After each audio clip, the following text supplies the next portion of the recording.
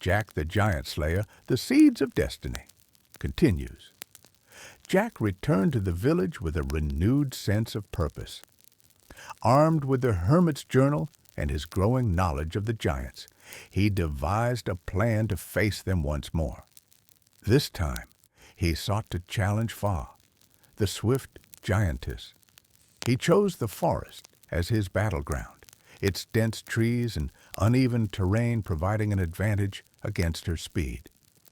Jack set traps, nets, pits, and tripwires throughout the forest. He hoped to slow Fa down long enough to strike her with his knife. Through the forest dense, Jack laid his schemes, hoping to triumph, fulfilling his dreams. But Fa's swiftness was hard to outpace, her blade like lightning, her steps a race. When Fa entered the forest, she moved with such speed that Jack's traps barely slowed her. She dodged the nets, leaped over the pits, and sliced through the tripwires effortlessly. Jack, in his desperation, revealed himself too early, and Fa quickly overpowered him. "You're brave, little one," she sneered, pinning him against a tree. "But bravery won't save you." She raised her blade, but Jack managed to activate the king's pendant just in time. A protective shield formed around him, deflecting the blow and giving him a chance to escape. Back in the clouds, the giants gathered to discuss their next move. "This boy is no ordinary mortal," Fu said, his voice laced with suspicion. "There is something about him, something tied to the beanstalk." Fo, ever the tactician, retrieved an ancient scroll from their archives. "This scroll speaks of a human destined to rise against us," he said, "a guardian of the beanstalk, chosen by fate." "A guardian?" Feek growled, slamming his fist on the table. "We must crush him before he grows stronger." The giants agreed to focus their efforts on destroying Jack, fearing the prophecy might come true. The giants conspired with fury and fear. The prophecy's words were all too clear. "Destroy the boy," they vowed with might, "before he brings our doom to light."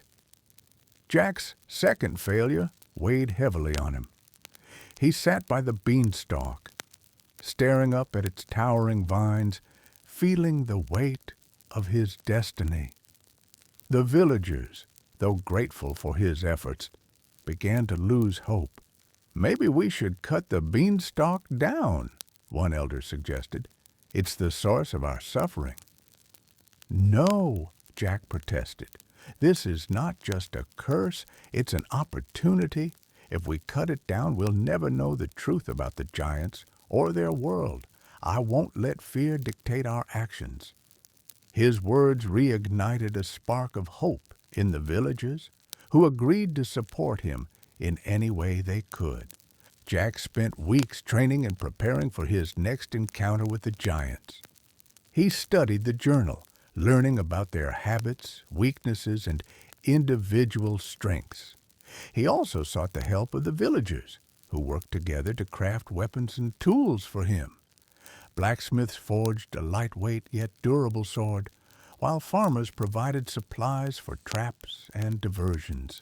Through trial and error, Jack honed his skill, his heart determined, his mind grew still. With sword in hand and allies near, he faced his fears, his path now clear. The king, hearing of Jack's efforts, sent his knights to train him in combat. Though the knights were skeptical of the young boy, Jack's perseverance and determination won their respect. As Jack prepared, the giants launched their own attack on the village. This time, they sought to destroy everything and everyone connected to Jack, hoping to break his spirit. The village burned as Fi led the charge, tearing through homes with his immense strength. Fa and Fo coordinated swift strikes, while Fu summoned storms to scatter any resistance. But Jack was ready. Using his traps and newfound skills, he managed to slow the giant's advance and protect the villagers. Stay tuned for the next part of this captivating story. Subscribe to our channel and click the notification bell to receive updates.